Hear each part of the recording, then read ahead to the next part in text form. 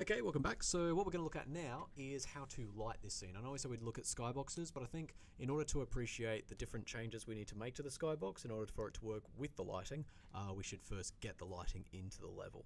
So we've already looked at a bit of lighting before in the project that we were having there before, but now we're just going to look at revisiting that again because I think especially directional lights make a lot more sense when you're looking at a terrain.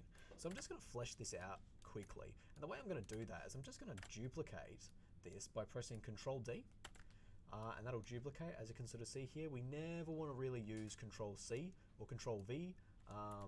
We just kind of want to stick to duplicate because it's just a little bit cleaner there and everything. And then I'm just going to create another plane in the center and spread it out just to sort of give us something like that. So like I said before, we got to think of this like a set, not an actual game level, because as long as I can get my camera angle here and get the shot that I want, that's all that matters. So with that in mind, let's now talk about lighting, how we create lights, how we activate lights in the viewport, and then how we change them. So first of all, I'm going to activate lights, and as you're going to see, all we get is a silhouette because there's no lights in the scene. Then I'm going to go over here to create and go down here to lights.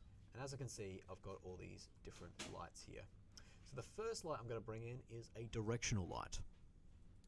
So by doing that. And immediately we can start seeing things light up. So it doesn't matter where I move this light in the level. So this move here, it doesn't matter where it is, it's not changing the light. All that matters is the direction that these arrows are pointing. Because you've got to think of this like a sunlight. So this is basically just rotating that light on the x-axis there like so. So I'm going to return that back to 0. And the other thing to consider there is just the colors we have here. So let's say I'm going for like an afternoon sun sort of light. I can now click here on the attributes menu here to bring up the properties for that light. And I can click here on color and change it to a more yellow sort of hue there. The other thing I can do is change its intensity, so I'm going to switch the intensity just about there. And the other thing we have here is shadow color. Now the way that I activate shadows is I go up here to this little light globe and click on that, and now I can see the shadows. But there's a few things you'll notice. First of all, these shadows are quite harsh. So the shadow color I'm actually going to scale up a bit, so it's a little less harsh, so I can actually see what's going on underneath. The other thing you'll notice is they're a little bit pixelated. This is to do with the depth map.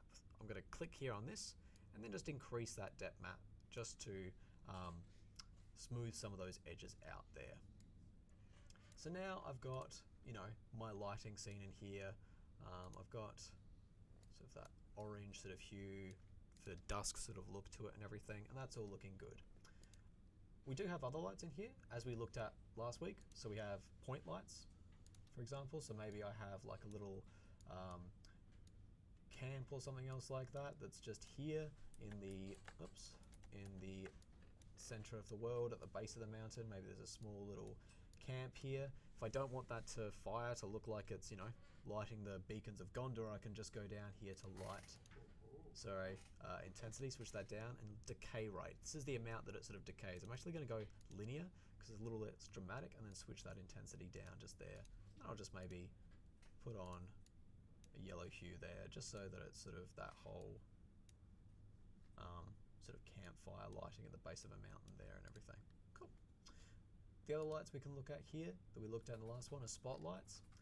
So if we're doing, I don't know, like a helicopter sort of scene, and it was just sort of like, you know, traveling over the sort of base of the mountains looking for a, you know, person and everything else like that, and this is what I could use that for.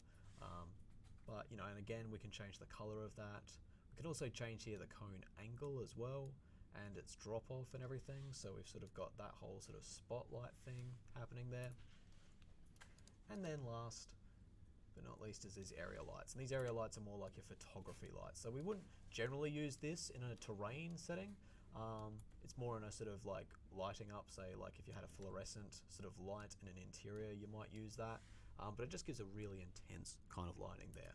But in either case, I just want you to try and now light your scene up. But there's one more thing I'm going to show because I think it's really cool and I think it definitely adds something to terrains.